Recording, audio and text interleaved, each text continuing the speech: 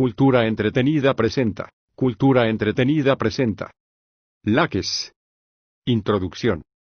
El Laques presenta las características de los diálogos de la primera época de Platón: extensión breve, estructura dramática sencilla, final aporético, y discusión sobre un tema ético 1.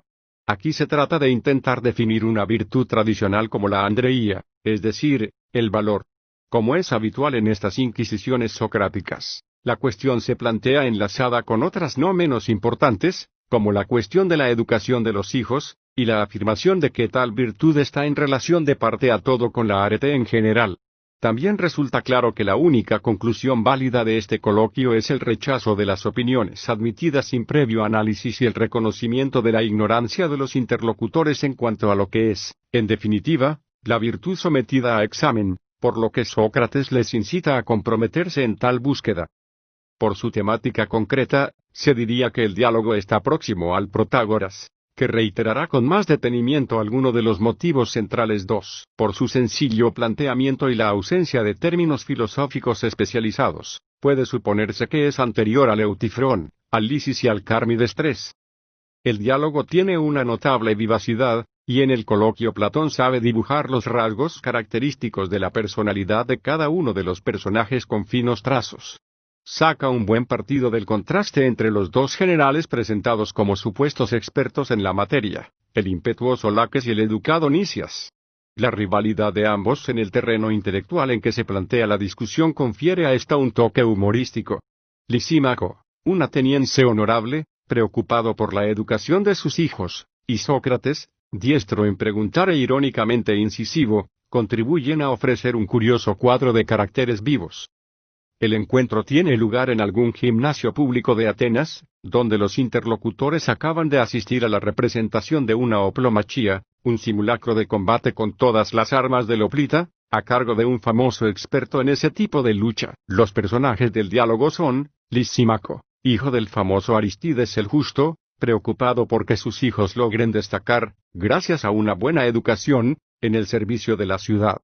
Junto a él, asiste a la charla, como personaje mudo, Melesias, hijo de Tucídides, un importante jefe del partido aristocrático rival de Pericles, sin relación con el historiador del mismo nombre. Tanto Lisímaco como Melesias son ciudadanos honorables, hijos de personajes ilustres en la política, que no han realizado nada digno de su noble ascendencia. El hecho de que piensen que una buena educación puede permitir a sus hijos superar esta medianía y recobrar el renombre de sus abuelos es un signo de los tiempos en que los solistas acudían a la democrática Atenas, ofreciéndose como maestros de virtud para la juventud distinguida. Por otra parte, el hecho de que duden si la oplomachía será conveniente para la educación de los jóvenes muestra lo despistados que ambos padres están respecto al futuro de la educación. Tal vez el considerar importante la educación en artes marciales sea un signo del carácter conservador de estos honorables ciudadanos. Invitados por ellos a la representación y al coloquio, están allí Laques y Nicias. Uno y otro fueron estrategos de renombre.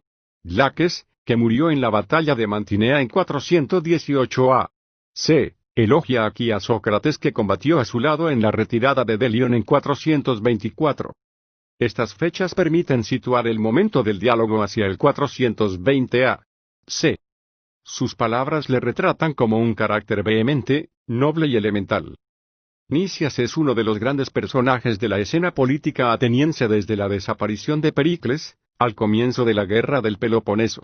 Su notable carrera política, sus virtudes como ciudadano y como general son bien conocidas, así como su involuntaria participación en la expedición ateniense contra Sicilia, su indecisión en el momento decisivo y su trágico final, tan admirablemente descrito por Tucídides. Cuando Sócrates dice, en 198 de 199, que el general debe dar órdenes a los adivinos, y no recibirlas de estos, está criticando, hirientemente, la conducta de Nicias en aquella ocasión. Claro que Platón escribe esto unos 20 años después de la terrible catástrofe siciliana. En contraste con Laques, Nicias aparece como un hombre de una cultura cuidada, ha encargado a Damón, un discípulo de Pródico, de la educación musical de su hijo, él mismo gusta de conversar y aprender de este sofista, y está al tanto del modo de dialogar de Sócrates, a quien trata con una cierta familiaridad. De modo significativo, y aludiendo a palabras de Sócrates, es él quien insiste en que el valor es un cierto saber, una episteme de lo temible y lo reconfortante. Esta vertiente intelectual de la definición de Nicias despierta la suspicaz oposición de Laques, quien antes había postulado que el valor era una virtud del temperamento, un tanto al margen de lo racional, cosa que ya había sido refutada por Sócrates.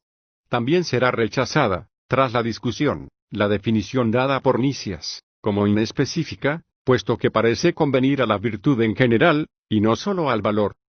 Queda así en evidencia que ninguno de los dos famosos estrategos puede dar razón de esa virtud por la que parece que destacan entre los atenienses.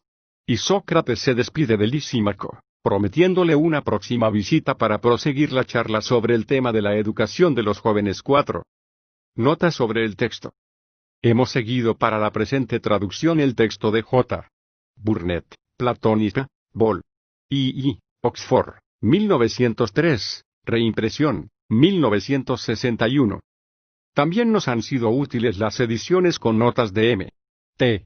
Tatam, Platos Laches, Oxford, 1888, reimpr. 1966, y la de P. Vicaire, Platon, Laches et Lysis, París, 1963. Bibliografía.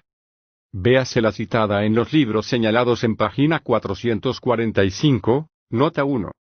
Laques. Lisímaco, Melesias, Nicias, Laques, hijos de Lisímaco y Melesias, Sócrates. Lisímaco ya habéis visto, Nicias y Laques, pelear a ese hombre 178 ha equipado con sus armas. 1. En cuanto al motivo de haberos invitado Melesias y yo a asistir al espectáculo a nuestro lado, no os lo dijimos antes, pero ahora os lo vamos a decir. Es porque pensamos que con vosotros debemos hablar con toda franqueza.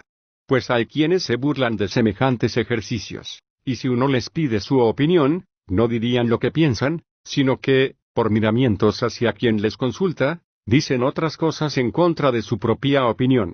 Nosotros, que os consideramos capaces de adoptar un juicio y, una vez adoptado, decir sencillamente lo que opináis, por eso os hemos traído para decidir en común sobre el tema que vamos a consultaros. Y esto acerca de lo que os hago tan largo proemio es lo siguiente. 179. Estos de aquí son nuestros hijos. Este es el de Melesias, que lleva el nombre de su abuelo paterno, Tucídides. Y este es el mío. También él tiene el nombre de su abuelo, de mi padre, pues le llamamos Arístides. Nosotros hemos decidido cuidarnos de ellos al máximo, y no hacer como la mayoría que, una vez que sus hijos llegan a muchachos, los sueltan a lo que quieran hacer, sino comenzar precisamente ya ahora a ocuparnos de ellos en todo cuanto podamos. Como sabemos que también vosotros tenéis hijos, pensamos que os habréis preocupado por ellos, más que nadie, de cómo lleguen a ser los mejores gracias a vuestros cuidados. Y, en caso de que no hubierais aplicado a menudo vuestra atención a tal asunto, vamos a recordaros que no debe descuidarse y os exhortamos a dedicar, en común con nosotros, cierta atención a vuestros hijos. ¿Y por qué hemos decidido esto, Nicias y Laques? Debéis escucharlo, aunque me extienda un poco más. El caso es que acostumbramos Melesias y yo comer juntos, y que los chicos comen a nuestro lado. Como ya os dije al comenzar mi charla, seremos del todo francos con vosotros. Cada uno de nosotros tiene, desde luego, muchas y hermosas acciones de su propio padre para referírselas a los muchachos, de cuántas cosas llevaron a cabo en la guerra y cuántas en la paz, administrando los asuntos de los aliados dos, y los de nuestra ciudad. Pero de nuestras propias acciones ninguno de los dos puede hablar. De eso nos sentimos avergonzados ante estos, y culpamos a nuestros padres de habernos dejado holgar a nuestro gusto cuando éramos muchachos, mientras ellos se ocupaban de los asuntos de los demás. Y a estos muchachos les ponemos eso mismo como ejemplo, diciéndoles que, si se despreocupan de sí mismos y no nos hacen caso, serán unas personas insignificantes, pero que, si se aplican, pronto podrán hacerse dignos de los nombres que llevan. Afirman ellos que nos van a obedecer. Así que nosotros inquirimos qué es lo que han de aprender o practicar a fin de hacerse muy excelentes. Entonces alguien nos recomendó esta enseñanza, diciendo que era hermoso para un joven aprender a combatir con armamento, y nos elogiaba que habéis visto hacer la demostración, y nos estuvo animando a presenciarla. Así que nos pareció que debíamos venir a ver la función y que nos acompañarais tanto en calidad de coespectadores como para ser nuestros consejeros y compañeros, si queréis, en el cuidado de la educación de nuestros hijos. 180ª. Esto es lo que queríamos comunicaros. Ahora ya es cosa vuestra aconsejarnos, tanto acerca de esta enseñanza, si os parece, o no, que debe aprenderse, como acerca de las demás, si podéis recomendar alguna enseñanza o ejercicio para un hombre joven y decirnos, además, qué es lo que vais a hacer en cuanto a vuestra colaboración con nosotros. Nicias, por mi parte, Lisímaco y Melesias, elogio vuestro plan y estoy dispuesto a participar en él, y creo que también lo esté Laques. Laques, pues lo crees acertadamente, Nicias.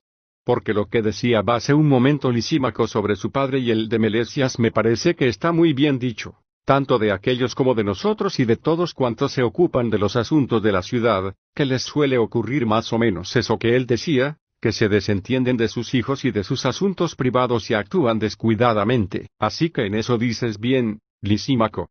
Pero que nos convoques a nosotros como consejeros para la educación de los muchachos, y no llames a este de aquí, a Sócrates, me sorprende, en primer lugar, porque es de tu Demo 3, y, luego, porque allí pasa siempre sus ratos de charlas sobre donde hay algo de eso que tú buscas para los jóvenes, una hermosa enseñanza o ejercicio. Lis. Signo de interrogación abierta. ¿Cómo dices, Laques? ¿Es que este Sócrates se ha preocupado por alguno de estos temas? Clac. Desde luego que sí, Lisímaco. Nick. Eso te lo podría decir también yo no menos que Laques. Precisamente a mí me presentó hace poco, como maestro de música para mi hijo, Adamón, discípulo de Agatocles. 4. Un hombre no solo muy bien dotado para la música, sino valioso, además, en todos los demás temas en los que quieras que converse con muchachos de esa edad. Lis.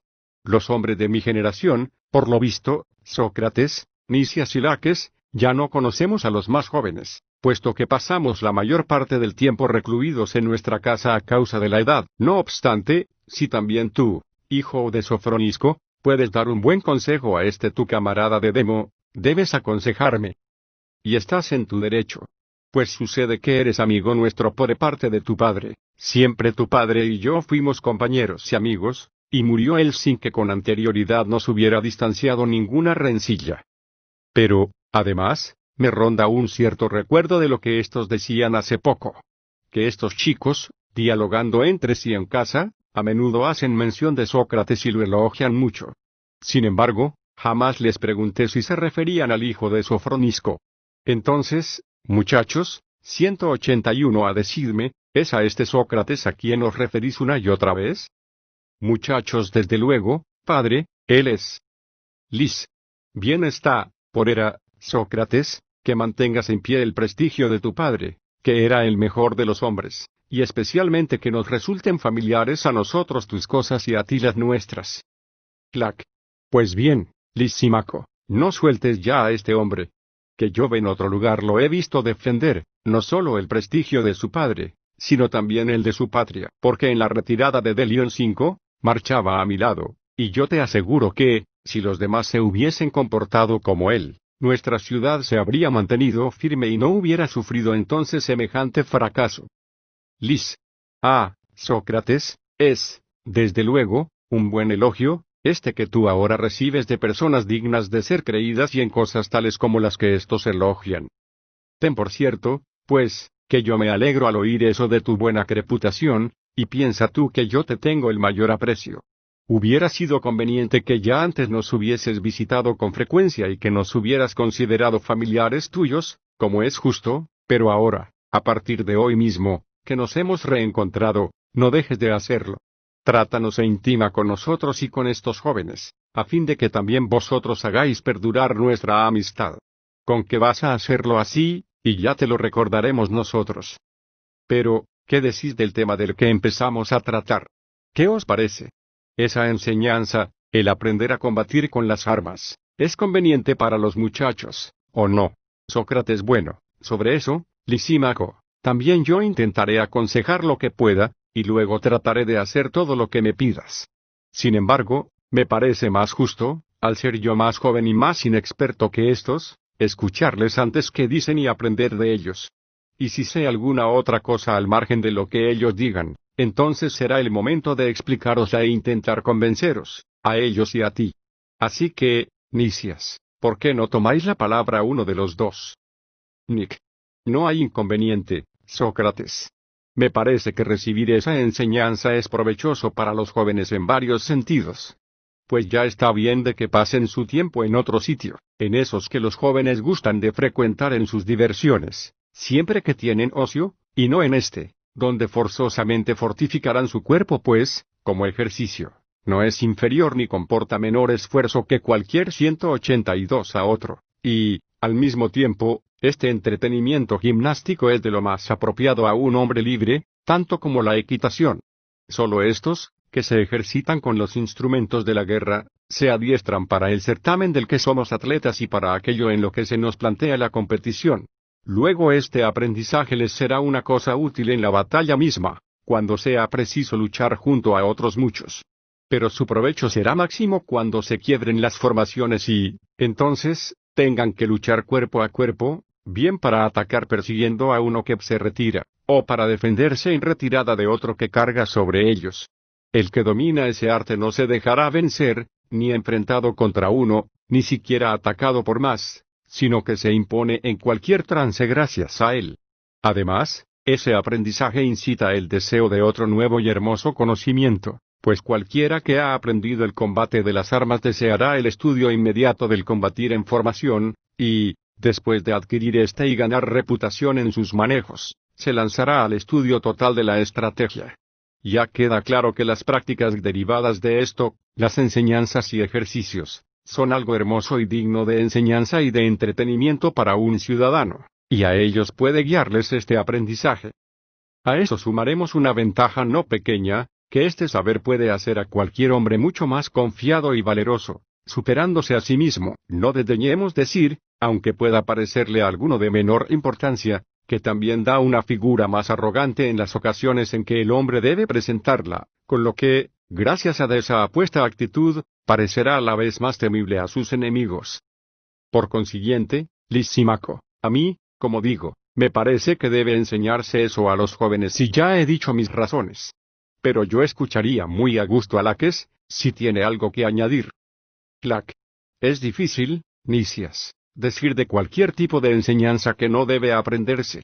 Pues todo conocimiento parece ser bueno. Es el caso de esta enseñanza del manejo de las armas. Si es una ciencia, como afirman los que la enseñan y como Nicias dice, debe aprenderse. Pero si no es una ciencia, y engañan los que lo aseguran, o resulta ser una enseñanza, pero, sin embargo, poco seria, ¿por qué entonces habría de aprenderse? Digo eso sobre el tema fijándome en lo siguiente, que yo pienso que, si valiera algo, no les habría pasado inadvertido a los lacedemonios, a quienes no les preocupa ninguna otra cosa en la vida sino el 183 a buscar y practicar aquello con cuyo conocimiento y ejercicio puedan aventajar a los demás en la guerra, y si ellos no lo hubieran advertido, al menos no se les habría escapado a los maestros de tal arte este mismo hecho, que aquellos son los que más se afanan entre los griegos por esas cosas y que cualquiera que fuera renombrado entre ellos al respecto podría obtener ganancias abundantes en otras regiones, al modo como lo hace un autor de tragedias reputado entre nosotros.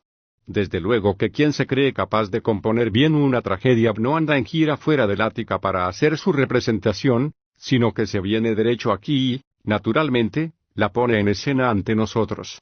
Pero a los maestros de armas yo los veo que consideran a la ceremonia como un santuario infranqueable, al que no pisan ni con la punta del pie, sino que la rodean en círculo desviándose ellas en sus demostraciones en cambio por doquier, incluso con preferencia ante aquellos que reconocerían que hay muchos que los aventajan en los asuntos de la guerra.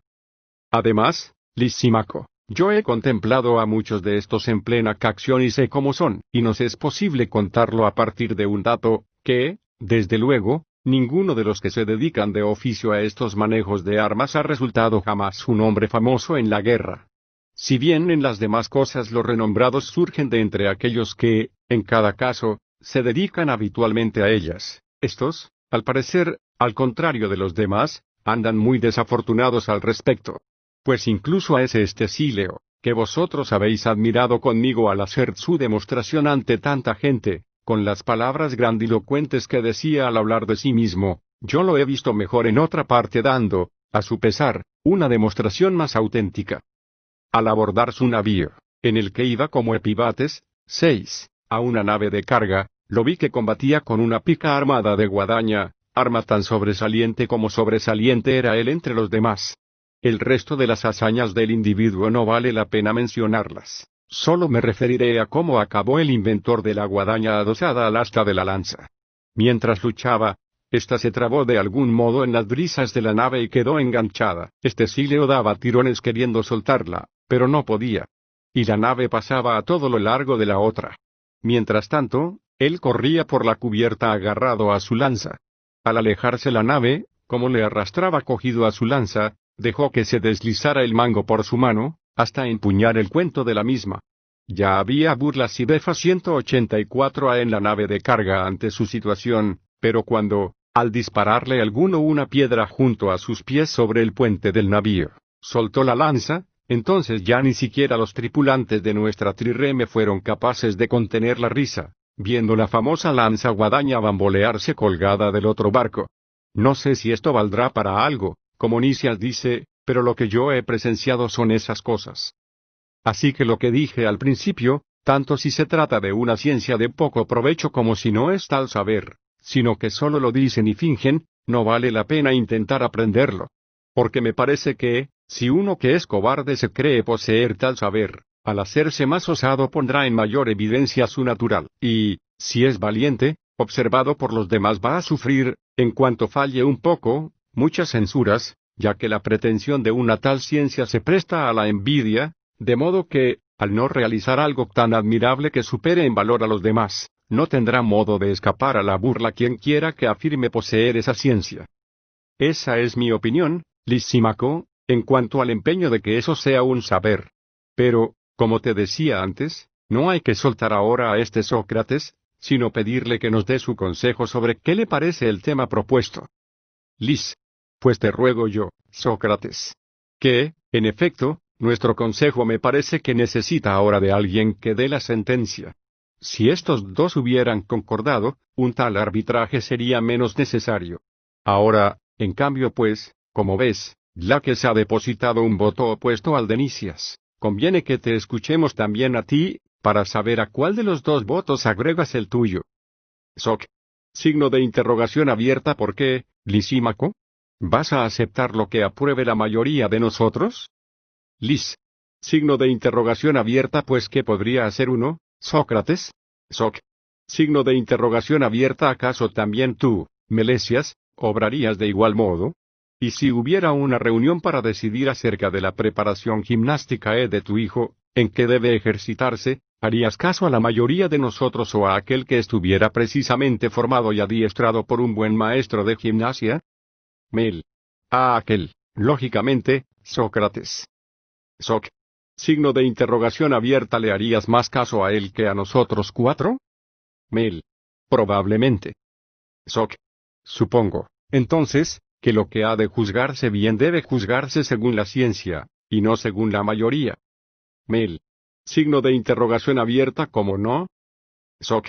Así pues, también ahora toca examinar esto en primer término. 185 hacia alguno de nosotros es, o no, un técnico 7, en el tema que consideramos. Y si lo es, obedecerle, aunque sea uno solo, y prescindir de los demás. Y si no lo hay, buscar a algún otro. ¿O creéis que os arriesgáis en algo de poca monta tú y Lisímaco, y no sobre esa posesión que es efectivamente la mayor de las vuestras? Se trata de si vuestros hijos se harán personas de bien o lo contrario, y toda la casa del Padre se administrará según como resulten sus hijos. Mel. Dices verdad. Soc. Por tanto, conviene mantener gran previsión en eso. Mel. Desde luego. Soc. Signo de interrogación abierta. ¿Cómo? Pues, según yo decía hace un momento, podríamos averiguar, caso de que decidiéramos hacer el examen, ¿quién de nosotros es un buen técnico en atletismo? ¿No sería aquel que lo hubiera aprendido y practicado, y que hubiera tenido buenos maestros de ese arte? Mel. Me parece que sí. Soc. Por tanto, ¿de qué asunto, En principio, vamos a buscar a los maestros. Mel. Signo de interrogación abierta, ¿cómo dices? Soc. Tal vez será más claro de esta manera. Me parece que no hemos reflexionado desde el comienzo qué es lo que examinamos y sobre lo que deliberamos. ¿Quién de nosotros es experto? ¿Quién ha tenido buenos maestros al respecto, y quién no? Nick. Signo de interrogación abierta es que no indagamos, Sócrates, acerca del combatir con armas, si es preciso, o no, que los jóvenes lo aprendan. Soc. Desde luego que sí, Nicias. Pero cuando alguno indaga acerca de una medicina para los ojos, si debe untársela o no, ¿crees que entonces la deliberación versa sobre el fármaco, o sobre los ojos? Nick. Sobre los ojos. Soc. Por tanto, también cuando uno examina si debe aplicarle, dono, un freno al caballo, y cuando, acaso, entonces, delibera sobre el caballo, y no sobre el freno. Nick. Verdaderamente. Soc. Entonces, en una palabra, cuando uno examina una cosa en función de algo, la deliberación resulta ser sobre aquello que es el motivo final del examen, y no sobre lo que se investiga en función de otra cosa. Nick. Precisamente. Soc. Por consiguiente, hay que observar también si el consejero es técnico en el cuidado de aquello en función de lo cual planteamos el examen. Nick. Desde luego. Soc. Por tanto ahora, ¿decimos que tratamos de la enseñanza con vistas al alma de los muchachos? Nick. Sí. Soc. Entonces hay que buscar a aquel de entre nosotros que sea un técnico en el cuidado del alma, que, asimismo, sea capaz de cuidar bien de ella y que haya tenido buenos maestros de eso. Clac. Signo de interrogación abierta. ¿Por qué, Sócrates? ¿No has visto que algunos han resultado más técnicos en algunos temas sin maestros que con ellos? Soc. Yo sí, Laques. Pero tú no querrías confiar en ellos, aunque aseguraran ser excelentes artistas, a no ser que pudiesen enseñarte alguna obra bien ejecutada de su arte, una o más de una. 186. Clac. Tienes razón en eso. Soc.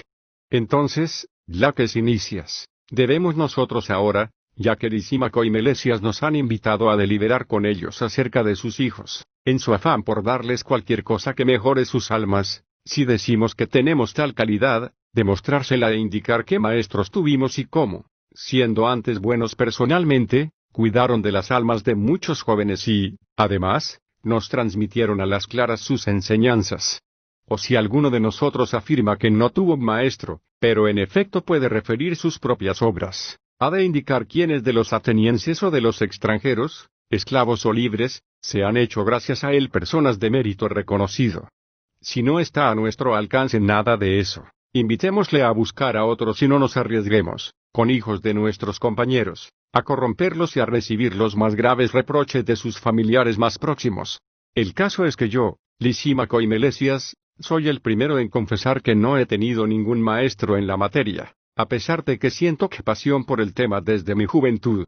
Pero no puedo pagar sueldos a los sofistas, que son los únicos que se pregonaban capaces de hacerme una persona honorable. Y, además, yo por mi cuenta soy incapaz de descubrir ese arte, por lo menos hasta ahora.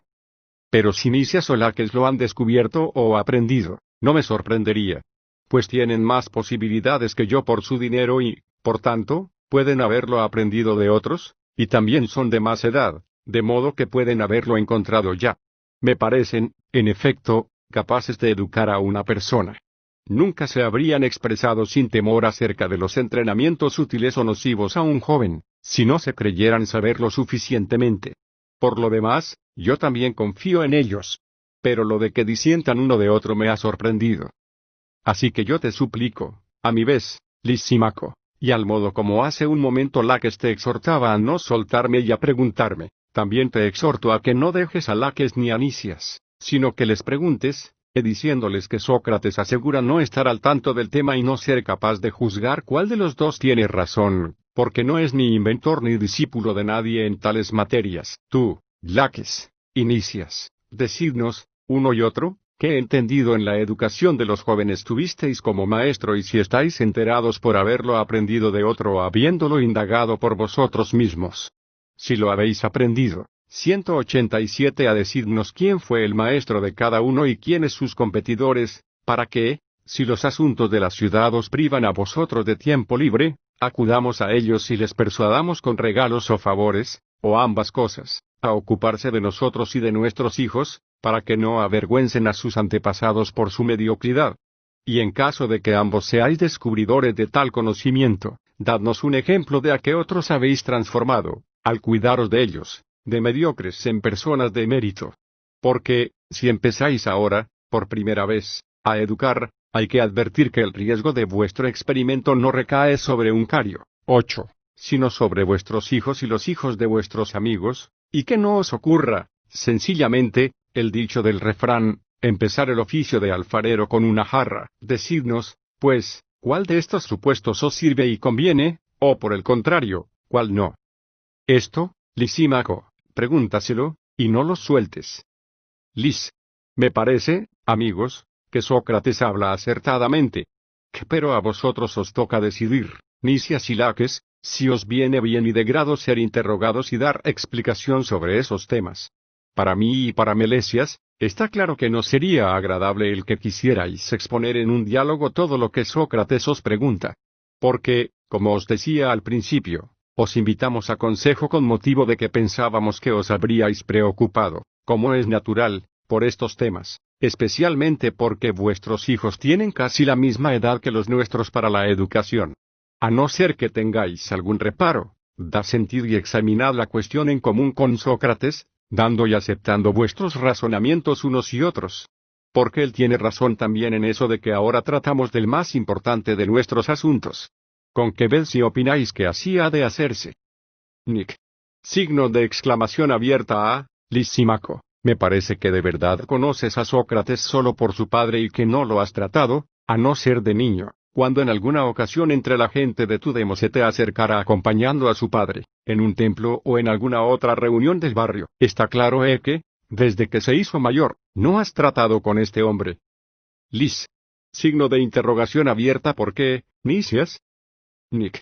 Me parece que ignoras que, si uno se halla muy cerca de Sócrates en una discusión 9, o se le aproxima dialogando con él, le es forzoso, aun si se empezó a dialogar sobre cualquier otra cosa, no despegarse, arrastrado por él en el diálogo, hasta conseguir que dé explicación de sí mismo, sobre su modo actual de vida y el que ha llevado 188 a en su pasado.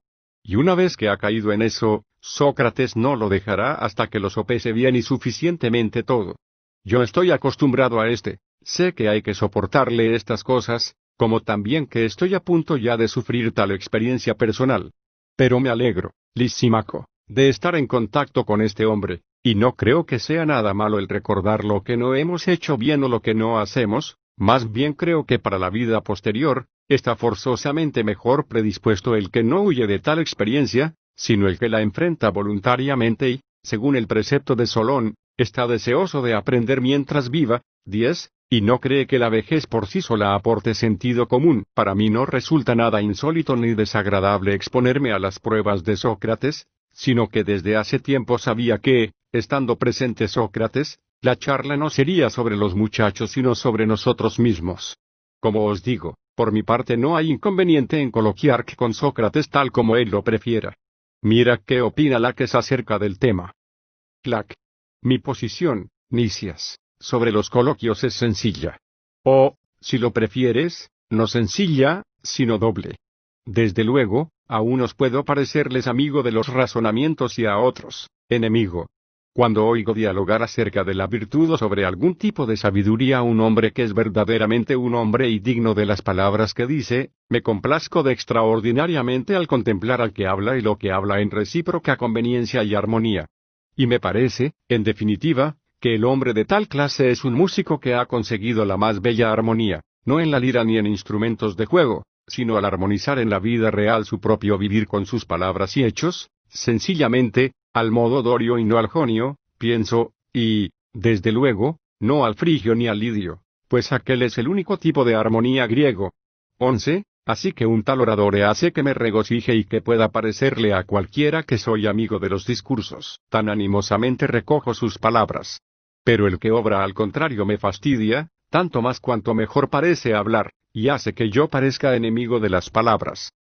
Yo no tengo experiencia de los parlamentos de Sócrates, Pero ya antes, como se ha visto, he tenido conocimiento de sus hechos, y en tal 189 a terreno lo encontré digno de bellas palabras y lleno de sinceridad. Si eso es así, le doy mi consentimiento, y de muy buen grado me dejaré examinar por él, y no me pesará aprender, pues también yo admito la sentencia de Solón, añadiéndole solo un requisito: dispuesto estoy a envejecer aprendiendo muchas cosas solo de las personas de bien. 12. Que se me conceda esto, que también el maestro sea persona digna, a fin de no resultar torpe en el aprendizaje por aprender a disgusto. No me importa que el enseñante sea más joven, o poco famoso todavía, o con algún otro reparo semejante. Con que a ti, Sócrates, te invito a enseñarme y a examinarme en lo que quieras, y a enterarte de lo que yo, a mi vez, sé. Mereces mi afecto desde aquel día en que desafiaste el peligro a mi lado y ofreciste una prueba de tu valor como debe darlas quien quiere darlas justamente. Di, pues, lo que te parezca, sin ponerle ningún reparo a mi edad. Xoc. No os reprocharemos, según parece, por no estar dispuestos a colaborar en el consejo y la investigación. Lis. Ya es nuestro turno, Sócrates. Pues ya te cuento como uno de nosotros. Inquiere ahora en mi lugar, en favor de los muchachos, lo que necesitamos aprender de estos y delibera en común dialogando con ellos. Porque yo me olvido ya de muchos detalles a causa de mi edad, de aquello que pienso preguntar, y, a la vez, las respuestas, en cuanto hay otras digresiones por el medio, no las recuerdo bien. Por tanto, hablad y conversad entre vosotros sobre lo que os hemos propuesto. Yo os escucharé y, después de haberos escuchado, junto con Melesias, haré lo que a vosotros os parezca bien. Soc. Habrá que obedecer, Nicias y Laques, a Lisímaco y a Melesias. En cuanto a lo que ahora intentamos inquirir, ¿quiénes fueron nuestros maestros en la educación esa, o a qué otros hemos hecho mejores? Probablemente no esté mal que nosotros lo sometamos a examen, pero creo que también una indagación como la actual nos conduce al mismo punto incluso, que en conjunto es más fundamental. Si conocemos algo, cualquier cosa que ello sea, cuya presencia hace mejor a aquello en lo que se presenta y, además, somos capaces de efectuar su presentación, es evidente que sabemos que es tal cosa y que, acerca de ella, podemos hacernos consejeros en cuanto al modo de adquirirla más fácilmente y mejor. Tal vez no comprendáis lo que quiero decir, pero lo entenderéis mejor de este modo. Si sabemos, pongo por caso, que la presencia de la vista en los ojos 190 hace mejores a los que la poseen y, además, somos capaces de procurar su presencia en los ojos. Está claro que sabemos lo que es la vista y, acerca de ella, podríamos ser consejeros de cómo uno puede adquirirla del modo más fácil y mejor. Pues si no supiéramos esto, lo que es la vista, o lo que es el oído, en vano pretenderíamos ser consejeros de algún valor, o médicos de ojos o de oídos, en cuanto al mejor modo de poder uno obtener vista o oído. Clac. Tienes razón, Sócrates. Soc. Pues bien, Laques, también ahora estos nos han invitado a deliberar conjuntamente sobre cómo la presencia de la virtud haría mejores las almas de sus hijos. Clac. Desde luego. Soc. Entonces debe estar a nuestro alcance eso, el saber lo que es la virtud. Pues si no supiéramos en absoluto lo que es la virtud, ¿de qué manera podríamos ser consejeros para cualquiera en esto, sobre el mejor modo de adquirirla? Clac. De ninguna, a mi parecer, Sócrates.c. Soc. Entonces afirmamos, Laques, saber lo que es. Clac. Lo afirmamos, sí. Soc.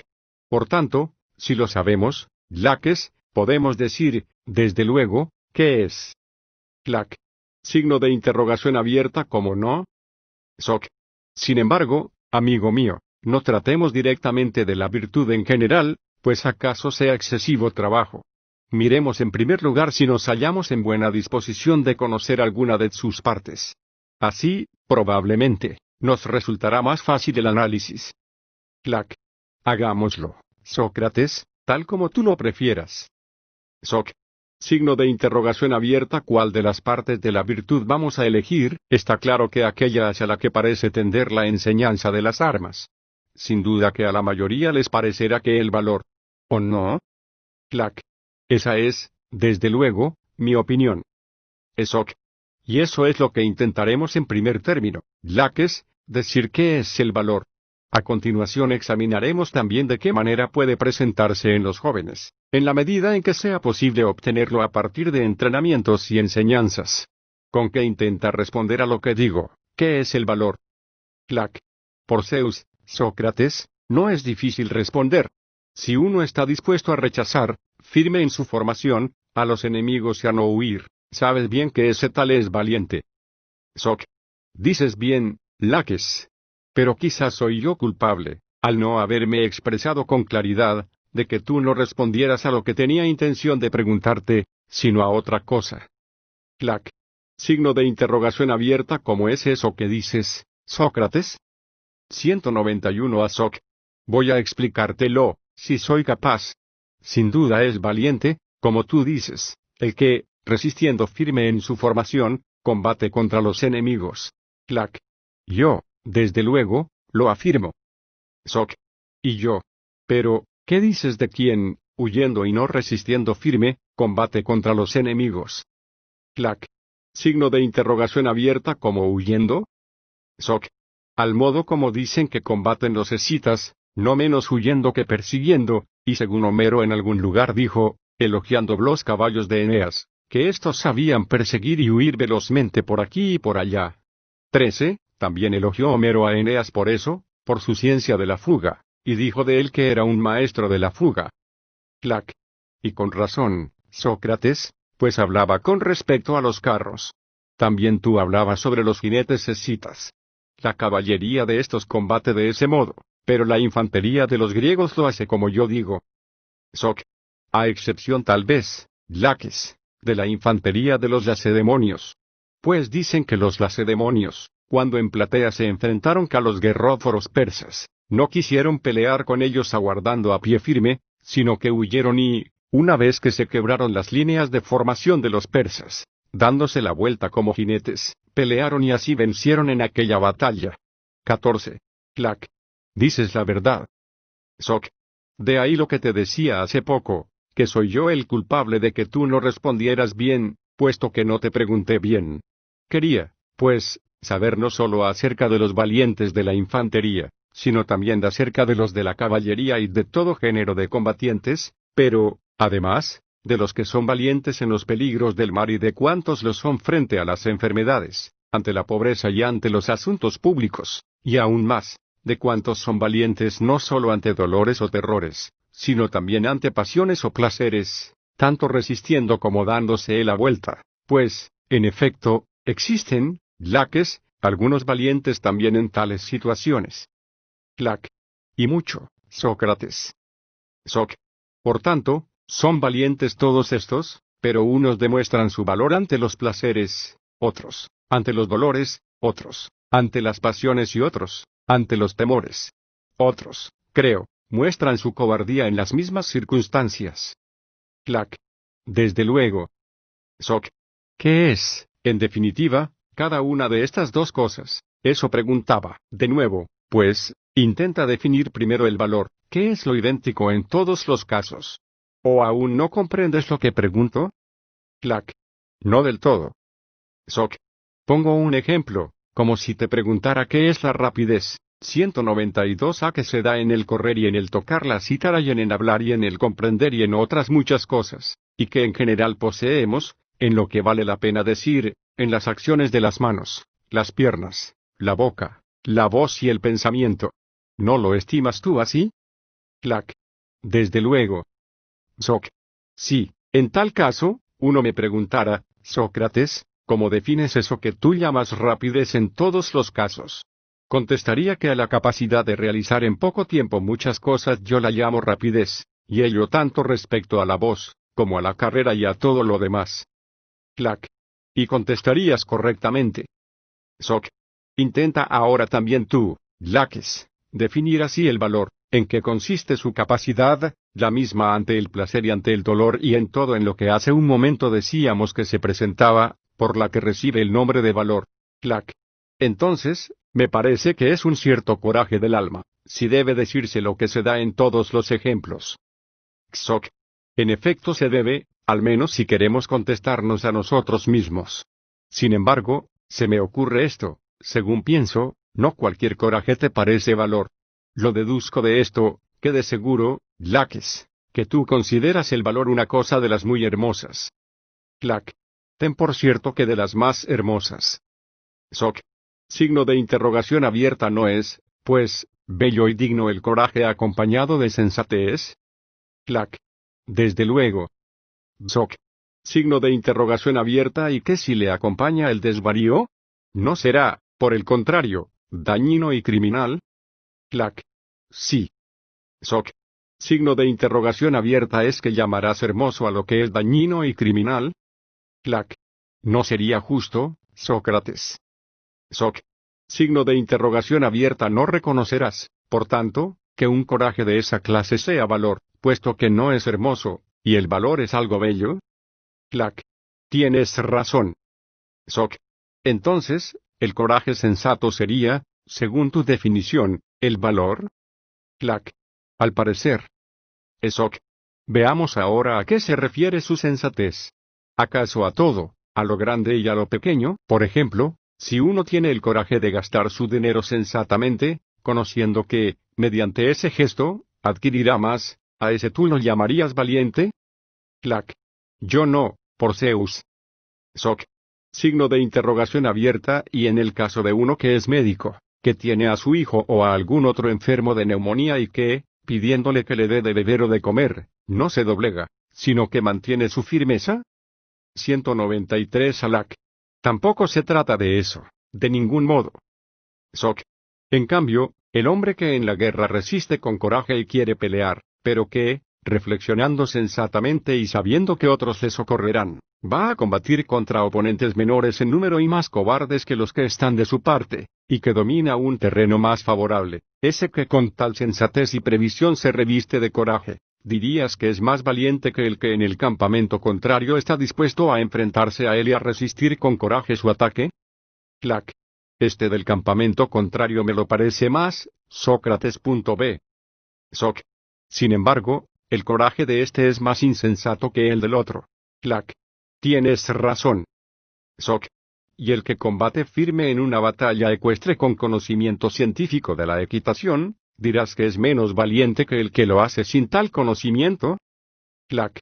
Me parece que sí. Soc. Signo de interrogación abierta e igual el que resiste lleno de coraje con su pericia en el manejo de la honda o del arco o de cualquier otra cosa. Clac. Desde luego. C. Soc.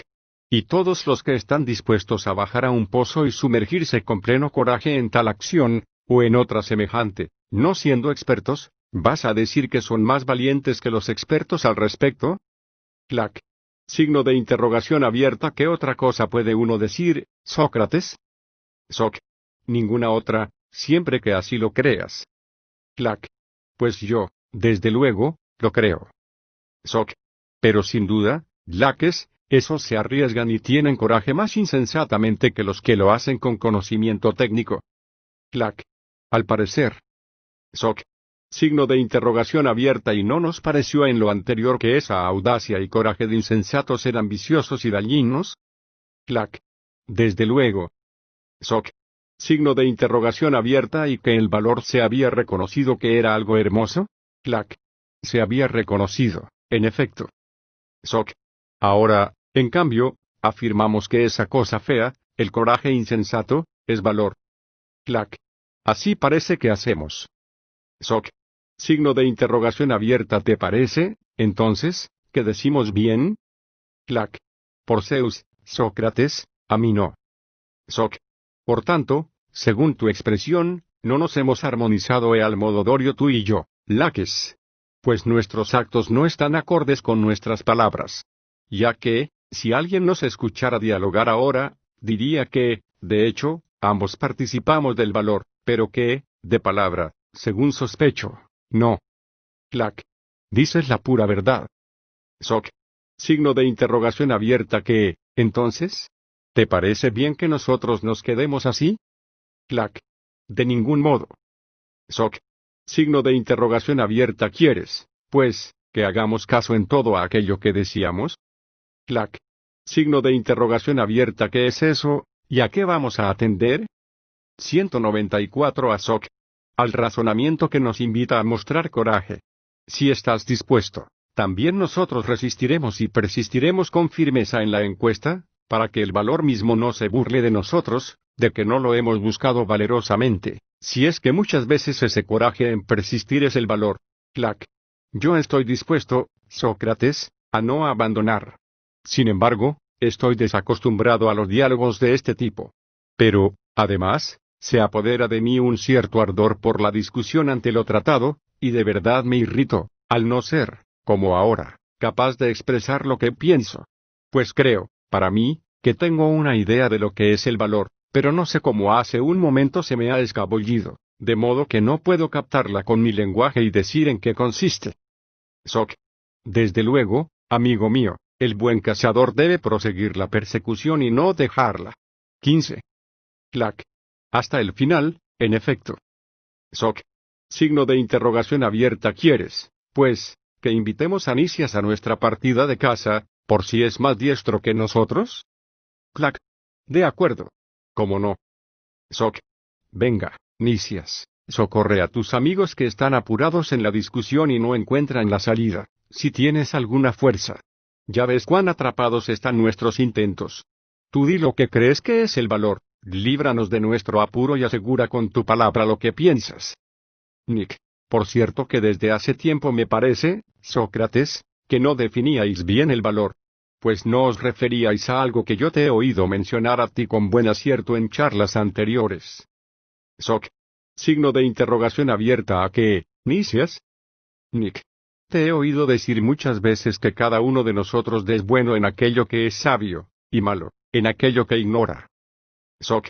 Por Zeus, es verdad lo que dices, Nicias. Nick. Por tanto, si el valiente es bueno, es evidente que es sabio. Soc. Signo de interrogación abierta. ¿Lo has oído, Laques? Clac. Sí, y no entiendo bien lo que quiere decir. Soc.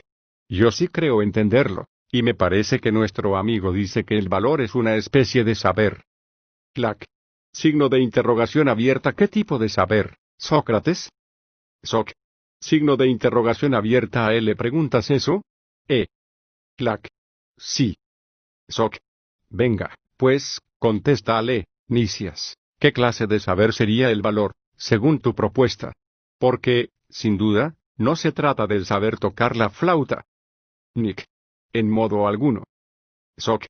Ni del tocar la cítara. Nick. No, ciertamente. Soc. Signo de interrogación abierta. Pues ¿qué ciencia es esa y cuál es su objeto? Clac. Muy bien, la pregunta, Sócrates, pero que nos diga cuál es esa ciencia. Nick. Yo digo, Laques, que esa es la ciencia de las cosas en que hay que confiar o que temer, tanto en la guerra como en todo lo demás. 95ª. Clac. Signo de exclamación abierta. ¿Cuán absurdo es lo que dice, Sócrates? Soc. Signo de interrogación abierta. ¿A qué te refieres al decir esto, Laques? Clac. Signo de interrogación abierta. ¿A qué? La sabiduría es, ciertamente, algo aparte del valor. Soc. Nicias afirma que no. Clac. Signo de exclamación abierta. Desde luego que no es lo que afirma, por Zeus. En eso dice tonterías. Soc. Entonces, aleccionémosle, pero no lo insultemos. Nick. Lo que me parece que pasa, Sócrates, es que Laques desea que quede en evidencia que yo respondo bobadas, porque él ha quedado tan al descubierto hace poco. Clac. Desde luego, Nicias, que dices bobadas, e intentaré demostrarlo. Por de pronto, en las enfermedades no son los médicos los que conocen los peligros. ¿Es que te parece que los valientes los conocen? ¿O llamas tú valientes a los médicos? Nick. De ningún modo. Clac. Tampoco a los agricultores, aunque, en la agricultura, ellos, sin duda, conocen las cosas que temer. También todos los demás artesanos saben lo que hay que temer y lo que es seguro en sus oficios respectivos. Pero en nada son, por eso, estos más valientes. Soc. Signo de interrogación abierta. ¿Qué te parece lo que dice Laques, Nicias? Parece, desde luego, que es importante. Clac. Tal vez es importante, pero no es cierto. Soc. Signo de interrogación abierta. ¿Cómo entonces? Nick. Porque se cree que los médicos saben algo más acerca de los enfermos que distinguir entre lo sano y lo enfermo. Tan solo saben eso. Pero si para alguien el estar sano es más grave que el estar enfermo, ¿crees tú, Laques, que los médicos lo saben? ¿O no crees tú que para muchos es mejor no recobrarse de una enfermedad que recobrarse? Dime, ¿consideras tú que para todos es mejor vivir, y no es mejor para muchos estar muertos? Clack. En eso sí estoy de acuerdo. Nick. Entonces, para esos a los que les convendría estar muertos, ¿crees que son de temer las mismas cosas que para los que les conviene vivir? Clack. Yo, no. Nick. Ahora bien, ¿concedes tú ese conocimiento a los médicos o a algún otro artesano, excepto a aquel conocedor de lo que es temible y no temible, al que yo llamo valiente? Soc. Signo de interrogación abierta. ¿Captas, Laques, lo que quiere decir? Elac. Sí, que identifica a los adivinos y a los valientes. Pues, ¿qué otra persona va a saber para quién es mejor vivir o estar muerto? Y bien, tú, Nicias, ¿es que te reconoces adivino, o piensas que no eres ni adivino ni valiente? Nick. Signo de interrogación abierta. ¿Cómo? ¿Ahora crees que es propiedad del adivino conocer las cosas temibles y las seguras? Clack. Sí, pues, ¿de qué otro? Nick. Mucho más de quien yo digo, amigo. Puesto que el adivino debe solo conocer los signos de los sucesos, si ocurrirá la muerte de alguien, 196a, o la enfermedad, o la pérdida de sus riquezas, si sobrevendrá la victoria o la derrota, bien sea a causa de la guerra o de alguna otra competición. Pero lo que para cualquiera es mejor sufrirlo o no sufrirlo, ¿en qué le toca más a un adivino que a otro cualquiera juzgarlo? Clack. Entonces, no entiendo, Sócrates, lo que quiere decir. Pues queda claro que no aplica su definición del valiente ni al adivino ni al médico ni a ningún otro, a no ser que diga que se refiere a algún dios. A mí me parece que este Nicias no quiere reconocer que dice bobadas, va y se revuelve arriba y abajo intentando ocultar su apuro. También nosotros habríamos sido capaces, tú y yo, hace un momento, de dar vueltas, si hubiéramos querido ocultar nuestras contradicciones. Si estas explicaciones fueran ante un tribunal, tendría alguna disculpa este proceder. Pero ahora, en una reunión como esta, ¿a qué viene que él se adorne en vano con palabras huecas? Sé. Soc. Me parece que a nada, Laques. Mas veamos si acaso Nicias cree decir algo de valor, y no dice esas cosas por hablar. Intentemos interrogarle más claramente sobre lo que piensa. Y si parece que dice algo interesante, lo concederemos, y si no, se lo demostraremos. Clack. Tú, Sócrates, si quieres interrogarle, interrógale. Yo creo estar ya bastante enterado. Soc. No tengo inconveniente.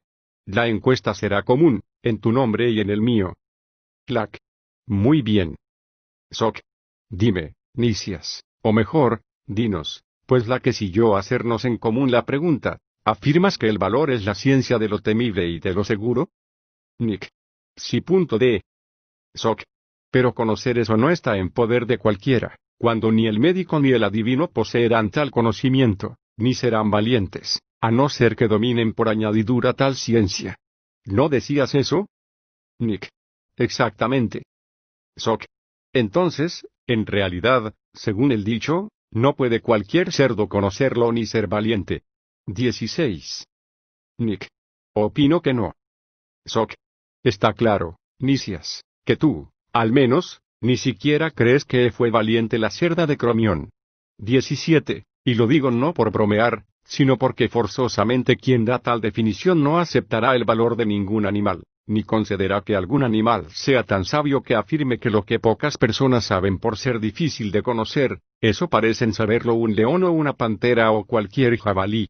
Pero es preciso que el que ha establecido que el valor es eso que tú postulas afirme que, en relación con el valor, son iguales el león y el ciervo, el toro y el mono.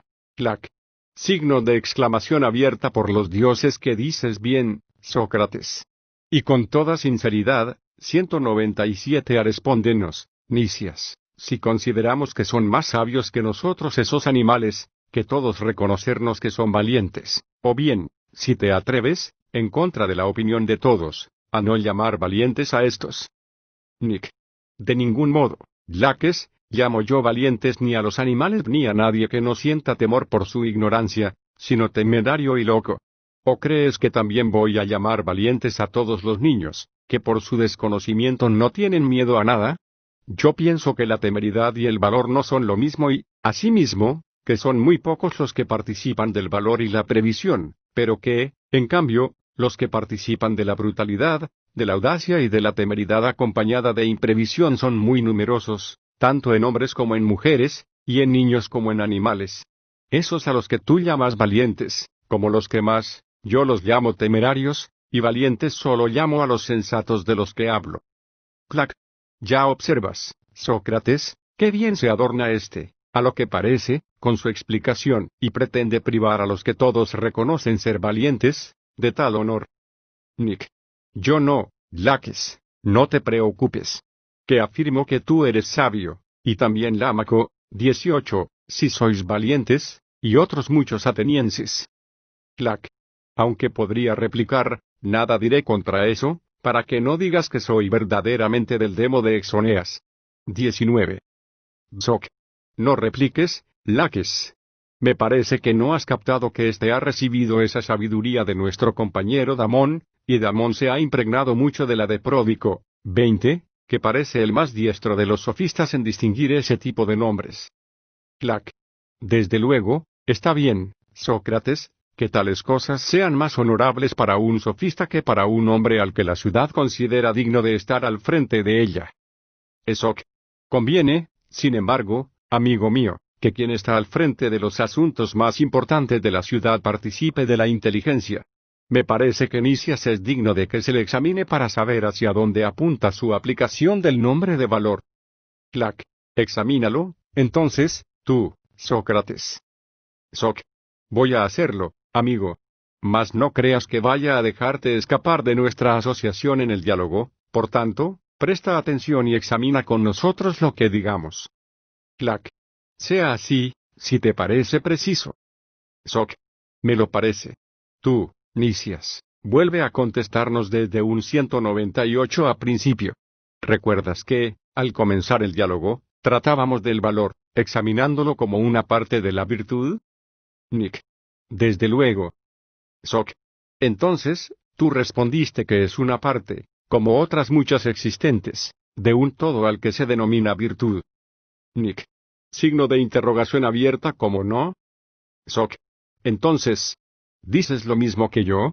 Yo aplico ese nombre, además de al valor, a la cordura, a la justicia y a otras cosas por el estilo. ¿Tú no? Nick. Desde luego que sí. B. Soc. Bien está. Eso lo reconocemos, en cuanto a lo temible y a lo seguro examinémoslo, para que intercambiemos nuestras opiniones. Lo que nosotros pensamos, te lo diremos. Tú, si no estás de acuerdo, lo dirás. Nosotros pensamos que son temibles, precisamente, las cosas que causan temor, y seguras, las que no causan temor, y causan temor no los males pasados ni los presentes, sino también los esperados. Pues el temor consiste en la espera de un mal futuro. ¿O no piensas tú también así, Laques? Clac. Totalmente de acuerdo, Sócrates.c. Soc. Signo de interrogación abierta. ¿Oyes nuestra proposición, Nicias, que decimos que son temibles los males futuros, y seguras las cosas que no van a ser males, o que van a ser bienes? ¿Y tú opinas así, o de otro modo, sobre eso? Nick. Yo, de ese modo. Soc. Signo de interrogación abierta. ¿Y al conocimiento de estas cosas lo denominas valor? Nick. Exactamente. Soc. Veamos ya el tercer punto si también te parece lo mismo que a nosotros. Nick. Signo de interrogación abierta. ¿Cuál es? Soc. Yo te lo explicaré. Nos parece a este y a mí que, acerca de aquellas cosas de las que existe un conocimiento científico, no es uno el conocimiento con relación al pasado, para saber de qué modo fueron, y otro diferente en cuanto a su presente, para saber de qué modo se presentan, y otro aún sobre el modo como pueden suceder de la mejor manera y cómo sucederá lo que todavía no ha sucedido, sino que este saber es el mismo. Por ejemplo, respecto a la salud, esta ciencia no es otra que la medicina, que, siendo única para todos los tiempos, advierte de qué modo suceden tanto las cosas presentes como las pasadas y las futuras. Y, a su vez, respecto a lo que nace de la tierra, la agricultura se porta de igual modo. Y, en efecto, En cuanto a los asuntos de la guerra, vosotros podéis atestiguar que la estrategia prevé de modo óptimo todos los detalles en relación con lo que va a suceder, y no tiene para sí que deba recurrir a la mántica, sino que da órdenes, 199 a como que sabe mejor, en las cosas de la guerra, tanto el presente como el futuro. 21. Y así lo ordena la ley, que no mande el adivino al general, sino el general al adivino. ¿Afirmaremos esto, Laques? Clac. Lo afirmaremos. Soc. Signo de interrogación abierta. ¿Y qué? Tú, Nicias, ¿estás de acuerdo en proclamar que la ciencia es idéntica sobre las mismas cosas, tanto si son futuras como presentes y pasadas? Nick. Sí. También yo opino así, Sócrates. Soc. Luego, amigo, también el valor es el conocimiento firme de las cosas temibles y de las seguras, como tú dices, ¿o no? Nick. Sí. Soc. Signo de interrogación abierta. Queda reconocido que las cosas temibles son los males por venir, y las reconfortantes, las buenas por venir. Nick. Muy reconocido. Soc. La ciencia de las mismas cosas es idéntica, tanto si éstas son futuras como si son de otro modo. Nick. Así es. Soc. Entonces, el valor sería conocimiento no sólo de las cosas temibles o de las reconfortantes. Pues no sólo se refiere a los bienes y males por venir, sino también a los presentes y pasados y de cualquier condición, como ocurre con los demás saberes. Nick. Parece que sí. Soc. Por tanto, Nicias, nos has respondido sobre un tercio aproximadamente de lo que es el valor. Aunque nosotros te preguntábamos qué era el valor en su conjunto. Y ahora, según parece, de acuerdo con tu respuesta, el valor es no sólo el conocimiento de lo temible y lo reconfortante, sino, en general, el conocimiento de lo bueno y lo malo de cualquier condición, y esto, según tu definición de ahora, sería valor. Así que admites esa modificación ahora, ¿o qué dices, Nicias? Nick. Estoy de acuerdo, Sócrates. Soc. Signo de interrogación abierta. ¿Te parece, buen amigo, que le faltaría algo de la virtud a la persona que conociera los bienes en su totalidad y completamente y cómo suceden, sucederán y han sucedido, y lo mismo, los males? ¿Y crees tú que estaría falto de cordura o de justicia o de piedad ese individuo al que precisamente le incumbe precaverse ante los dioses y ante los hombres de las cosas temibles y las no temibles, y procurarse las buenas, si sabe tratarlos correctamente? Nick. Me parece importante, Sócrates, lo que dices. Soc. Por tanto, Nicias, lo que tú ahora dices no sería una parte de la virtud, sino toda la virtud. Nick. Parece que sí. Soc. Pero decíamos que el valor era una parte de la virtud. Nick. Lo decíamos, en efecto. Soc. Sin embargo, lo que ahora afirmábamos no lo parece. Nick. No lo parece. Soc. Por tanto, no hemos encontrado, Nicias, en qué consiste la virtud. Nick. Parece que no. Clac. Por más que yo, querido Nicias, suponía que tú lo encontrarías, 200 a después de que despreciaras mis respuestas a Sócrates, y tenía una muy grande esperanza en que ibas a dar con ello gracias a la sabiduría procedente de Damón. Nick. Signo de exclamación abierta. Enhorabuena, Laques. Porque ya no consideras tú gran cosa haber evidenciado hace poco que nada sabes acerca del valor, sino que, aunque yo también quedo en tal situación, atiendes solo a eso y nada te va a importar, según parece, que tú, junto conmigo, nada sepamos de aquello cuya ciencia debe poseer un hombre que se crea de algún mérito. Considero que te entregas a una acción verdaderamente humana, no te miras a ti mismo, sino a los demás. Yo creo haberme explicado convenientemente en el tema de que hablábamos, y si alguna de esas cosas no se ha expresado suficientemente, luego la corregiré con la ayuda de Damón, de quien tú crees poder burlarte, y eso, cuando jamás has visto a Damón, en compañía de otros. Y una vez que me haya asegurado en esto, te lo enseñaré también a ti, sin rencor.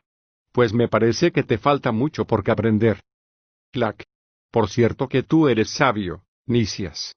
Pero, en fin, yo a este Lisímaco y a Melesias les aconsejo que, en cuanto a la educación de los muchachos, nos dejen en paz a ti y a mí, y que, en cambio, no suelten a Sócrates, como ya decía al principio. Si mis hijos estuvieran en edad, yo haría lo mismo. Nick. En eso yo coincido. Si Sócrates quiere encargarse de los muchachos, no hay que buscar a ningún otro. Puesto que yo le confiaría muy a gusto a Nicerato, 22, si él quisiera. Pero cada vez que le propongo a él algo en este terreno, me recomienda a otros, y él se desentiende. Con que mira, Lisímaco, si a ti te hace más caso Sócrates. Lis. Sería justo, Nicias, puesto que yo estaría dispuesto a hacer en su favor muchas cosas que no haría en favor de muchos otros. ¿Qué dices, Sócrates? ¿Me harás algún caso y velarás con nosotros para que estos jóvenes se hagan mejores? Esoc. Sí que sería terrible, Lisímaco, el negarse a colaborar en el empeño de alguien por hacerse mejor. Sí, en efecto, en las intervenciones de hace poco se hubiera demostrado que yo sabía y que estos dos no sabían. Sería justo que me invitaras, precisamente a mí, a esta tarea. Pero ahora, todos nos quedamos en medio del apuro. ¿Por qué no se escogería a alguien a cualquiera de nosotros? A mí me parece, desde luego, que no hay que escoger a ninguno. Mas, como nos hallamos en 201 a tal situación, atended si os parece bien lo que os aconsejo. Yo afirmo, amigos, que todos nosotros debemos buscar en común, ya que nadie está al margen de la discusión, un maestro lo mejor posible, primordialmente para nosotros, pues lo necesitamos, y luego, para los muchachos, sin ahorrar gastos de dinero ni de otra cosa. Quedarnos en esta situación, como ahora estamos, no lo apruebo. Y si alguno se burla de nosotros porque, a nuestra edad, pensamos en frecuentar las escuelas, me parece que hay que citarle a Homero, que dijo, no es buena la presencia de la vergüenza en un hombre necesitado. 23. Con que, mandando a paseo al que ponga reparos, tomemos tal empeño en común por nosotros mismos y por los muchachos. Lis. Me gusta lo que dices, Sócrates. Y quiero, en la medida que soy el más viejo, tanto más animosamente aprender junto a los muchachos. Pero, por favor, hazlo así, mañana por la mañana ven a visitarme, y no lo evites, para que tratemos estos mismos asuntos. Por el momento, disolvamos la reunión. Soc. Lo haré, Lisímaco. Iré mañana, si Dios quiere, a tu casa. Protágoras. Introducción. 1. La situación del Protágoras entre las obras de Platón. El Protágoras es el primero de los diálogos mayores en cuanto a la fecha de su composición. La habilidad literaria y la maestría expresiva con que está compuesto hacen, sin embargo, muy inverosímil la hipótesis de algunos estudiosos como von Arnim, Ritter, Wilamowitz, de que fuera el más antiguo de todos los diálogos de Platón, redactado aún en vida de Sócrates. Pero es evidente que es una obra de la primera época de la producción platónica, uno de los diálogos socráticos, escrito con anterioridad al primer viaje a Sicilia 1. Comparte, en efecto, una serie de rasgos claros con los diálogos de este período inicial, con los diálogos breves que consideramos algo anteriores. La imagen de Sócrates parece responder por entero a lo que creemos característico del Sócrates histórico, ocupado en problemas de ética, interesado en los razonamientos inductivos, como dice Aristóteles, sin una doctrina metafísica, sin ninguna teoría de las ideas. Por otra parte, la discusión planteada concluye, como en otros diálogos menores, sin haber encontrado una respuesta válida, y este final aporético sirve solo para mostrar la insuficiencia del pretendido saber de los interlocutores y para que Sócrates nos invite a proseguir en el empeño de buscar la definición de la virtud, a persistir en la pregunta. De entre los diálogos anteriores, más cortos, centrados en la inquisición acerca de una virtud determinada, nos recuerda especialmente, en algún pasaje concreto, a Laques, donde ya se había propuesto como ejemplo de virtud el valor, y en relación con este se planteó el tema de la unidad de la arete y su proximidad al conocimiento, planteamientos muy característicos de la encuesta socrática. Por otro lado, la perspectiva con que el Protágoras aborda estas cuestiones es más amplia que la mantenida en los diálogos breves, ya que aquí no se persigue el dar la fórmula de tal o cual virtud en concreto, sino el determinar si la arete es enseñable en términos generales. Ese carácter didáctico de la excelencia moral y política que aquí viene a discutirse, que es un tema del mayor interés en la época de la democracia ilustrada de Pericles y uno de los lemas de la ideología de los sofistas, remite enseguida a la existencia de una episteme o tecne politicae, sobre la que los presupuestos de Sócrates y de Protágoras son un tanto divergentes. Al final del diálogo asistimos a un curioso cambio de posición entre los dos principales interlocutores, Protágoras, que comenzó postulando como un hecho evidente la enseñanza de esa arete, desconfía de tal posibilidad, mientras que Sócrates, que comenzó por extrañarse de tal afirmación, se ve inclinado a admitir que si la arete es conocimiento, como parece apuntarse, habrá de ser susceptible de enseñanza. Este desconcertante giro y aparente inversión de las actitudes iniciales, que el propio Sócrates destaca, deja la cuestión abierta a futuras preguntas. Habrá que volver a replantearse el problema. El Protágoras puede también ser leído, y ha de ser leído, como un amplio proemio a otros diálogos donde Platón vuelve a estudiar los mismos temas con un planteamiento teórico más desarrollado sobre ideas propias ya más platónicas que socráticas, seguramente, ahondando en la búsqueda de los valores éticos como entidades objetivas y trascendentes. El tema de la virtud y del conocimiento se replantea, sobre nuevos motivos, en el Menón. El tema de las enseñanzas de la sofística y sus implicaciones morales y políticas vuelve a discutirse en el Gorgias, con unos tonos de crítica mucho más duros y agresivos.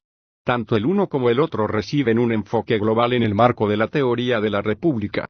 Hay una notoria progresión entre estos diálogos, un desarrollo filosófico que se corresponde con la elaboración de la teoría platónica de las ideas. La gran mayoría de los intérpretes modernos de estos diálogos están de acuerdo en asignar tales doctrinas, posteriores a la etapa de los diálogos socráticos, a Platón, que va mucho más lejos que su escéptico e irónico maestro en la construcción de un universo teórico en el que surgen una ontología idealista, usa psicología, una ética y un proyecto político interrelacionados. Frente a esa progresión teórica conviene destacar que la figura del Sócrates personaje de nuestro diálogo es todavía una réplica bastante fiel de la del impenitente dialogador callejero, profesor de ignorancia consciente, el de la proclama del solo sé que no sé nada, enfrentado a los arrogantes sofistas de la Atenas ilustrada de Pericles. Desde esta perspectiva, que insiste en el hecho de que la filosofía platónica no reviste el carácter de un todo previo y de que el Sócrates del Protágoras es un remedio bastante fiel del Sócrates histórico, podemos también admitir que el hedonismo racionado, o, mejor dicho, el utilitarismo moral de su teoría de una métrica del placer como regla ética, pudo ser una tesis defendida por el viejo filósofo ateniense. Es cierto que luego Platón combatirá, poniendo sus ideas en boca de Sócrates, ese hedonismo, en el Gorgias, en la República, 505 BCE, y en el Fedón, y llegará a un análisis más profundo del concepto de placer en el tardío Filebo. Pero el irónico Sócrates, amigo de Antístenes y de Aristipo, pudo, a pesar de su ascetismo, en rigor, el ascetismo no es incompatible con esa métrica de los placeres, y su conocida frugalidad, haber sostenido esta teoría. La tesis socrática, que recuerda al lector actual un principio sustentado coherentemente por Epicuro, de que un cálculo racional de los placeres puede convertirse en una segura regla de conducta ha sido considerada por otros comentaristas como una afirmación convencional para la discusión con Protágoras, tomándola como un supuesto provisional que no expresaría la opinión real de Sócrates, sino una concesión en favor de una tesis de fácil consenso, para demostrar que, incluso sobre esa base, la arete y la eudaimonía se definirían como conocimiento. Pero no vamos a entrar aquí en la discusión sobre si este hedonismo, que ha motivado demasiadas y minuciosas discrepancias, es auténticamente socrático. 2. No vemos reparos serios para que Sócrates no pudiera defenderlo. La conclusión del Protágoras es, como ya hemos dicho, un tanto sorprendente. Se ha producido una curiosa inversión de las posiciones de los interlocutores y no se ha alcanzado ninguna decisiva respuesta a lo buscado. Para algunos este ambiguo final puede resultar decepcionante, o incluso irritante, adjetivo que varios estudiosos emplean para referirse a la conducta de Sócrates en la discusión. Pero, para otros, ese final aporético sí representa un gran progreso sobre la situación inicial. Se han aclarado las posiciones y se han descartado ciertas actitudes. En el enfrentamiento entre Sócrates y el gran Protágoras ha quedado claro que ambos tienen no solo diversos métodos de filosofar, sino también diversos objetivos. Como representante de esta opinión, citaré a Coiré. Protágoras se inclina, Sócrates ha salido vencedor del torneo. Protágoras sabe jugar, y no le disputa la palma, pero, ¿a qué hemos llegado, a fin de cuentas? A nada. Pues hemos llegado a la conclusión de que toda virtud es un saber o ciencia del bien, y si la virtud es saber, tendría que ser posible enseñarla, ya que, como sabemos perfectamente, lo que es ciencia se enseña, y lo que se enseña es ciencia. Ahora bien, paradójicamente, es Sócrates, según hemos visto, quien afirma que es ciencia y quien niega que sea enseñable, y Protágoras, que pretendía enseñarla, quien no admite que sea ciencia.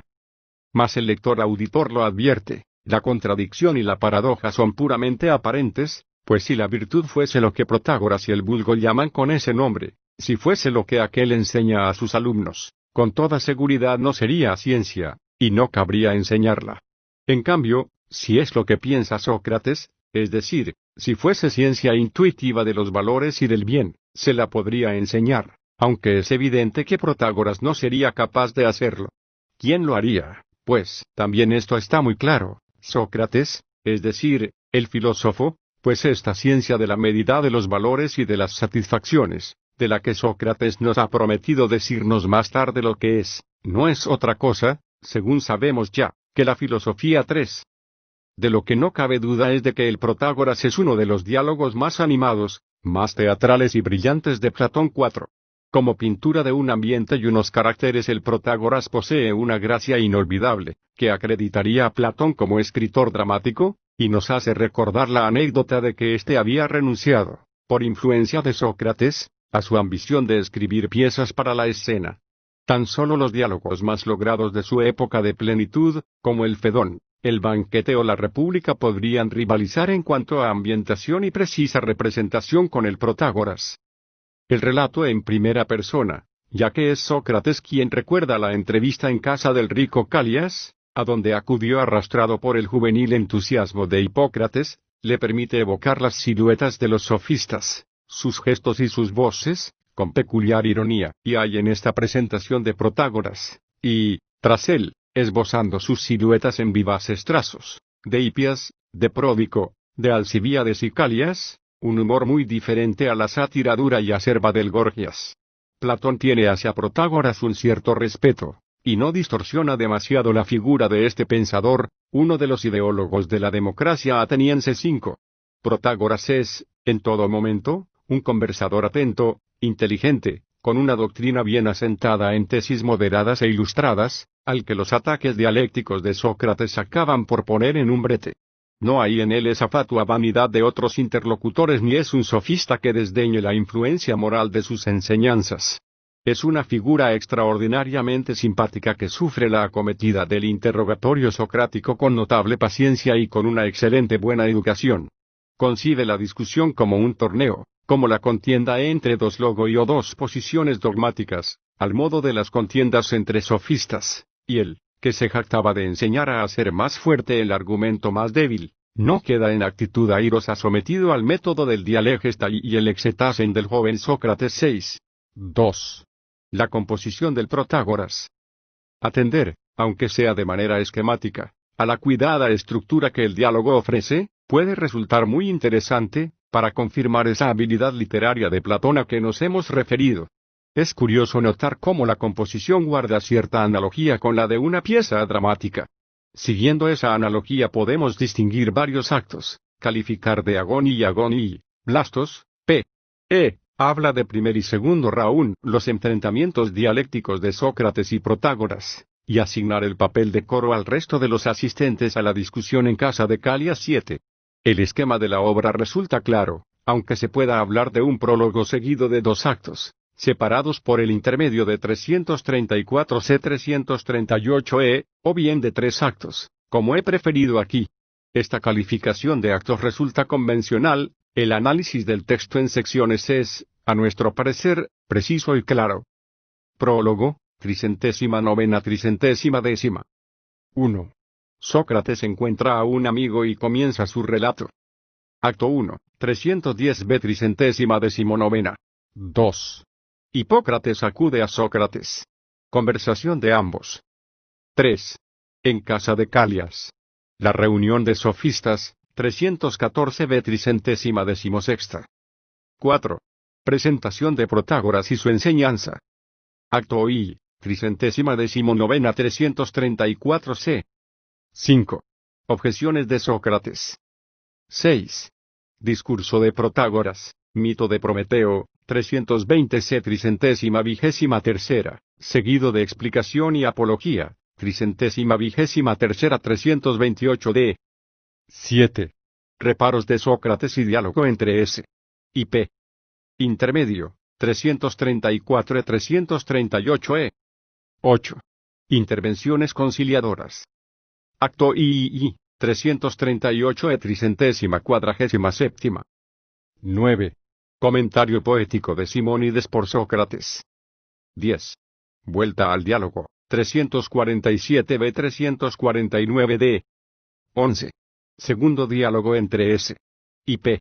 Acerca de la unidad de la virtud, y su relación con el conocimiento. Epílogo, 360 362. 12. Inconclusión y despedida.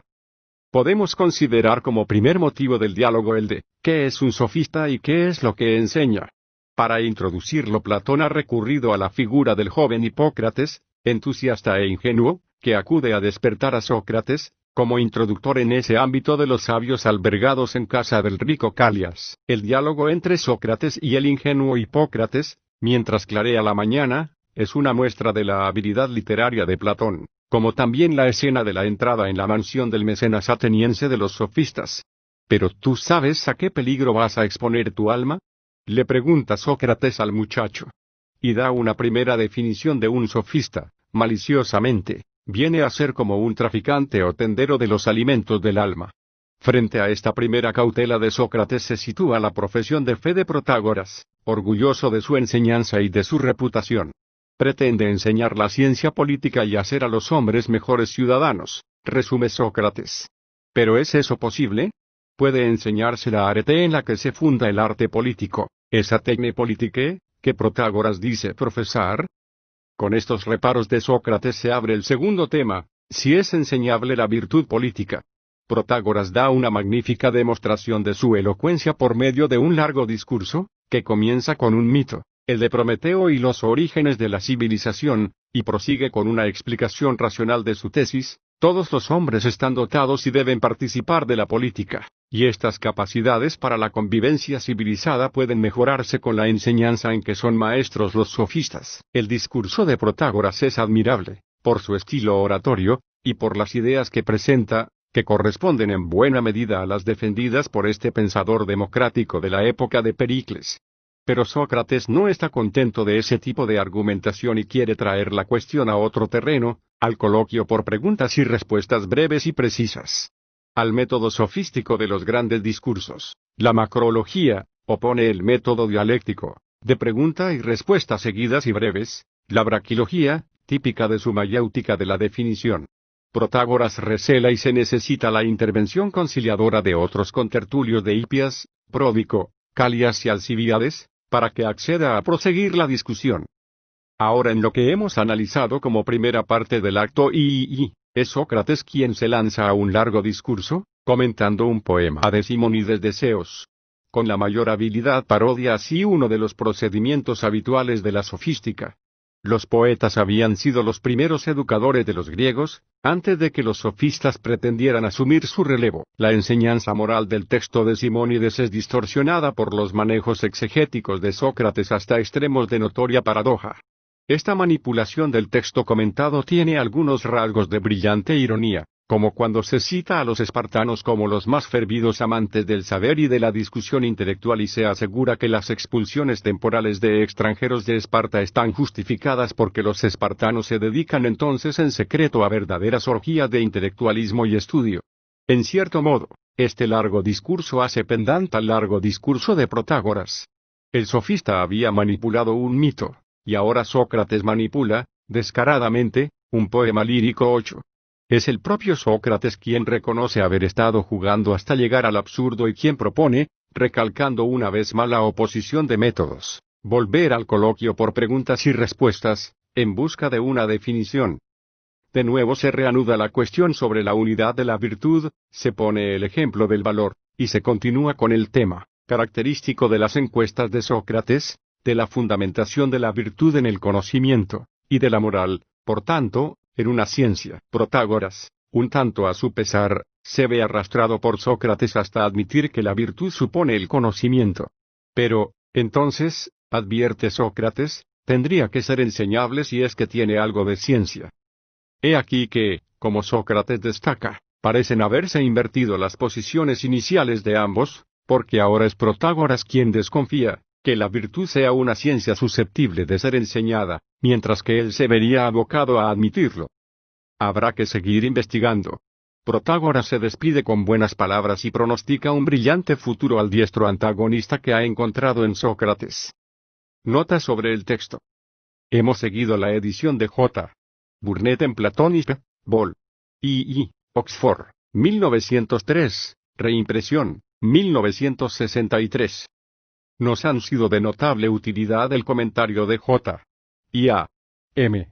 Adam, Platonis Protagoras, Cambridge, 1893, Red, 1962, y el de C. C. W. Taylor, Platón, Protagoras, Translated with Notes, Oxford, 1975. Entre las traducciones a otros idiomas que merecen ser citadas por ser fáciles de obtener y por la precisión de sus notas, están las inglesas de W. K. C.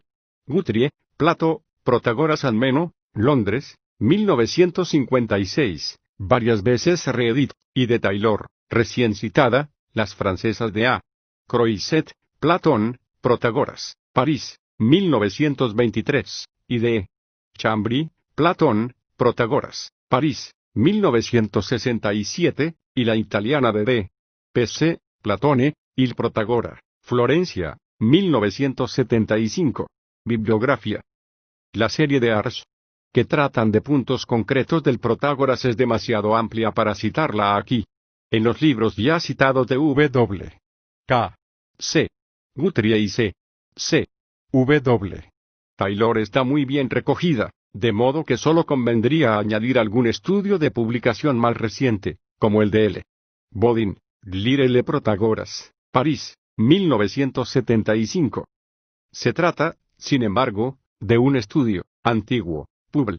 Póstuma. Estando ya en prensa este volumen, ha llegado a mis manos la recentísima traducción española del Protágoras, Oviedo, 1980, por J. Velar de Lombraña, con un amplio comentario prologal de G. Bueno. La traducción y el amplio análisis del diálogo merecen, creo, la atención del estudioso, y siento no haber podido referirme a ese libro con más detenimiento aquí, por la razón expuesta. Cultura Entretenida presenta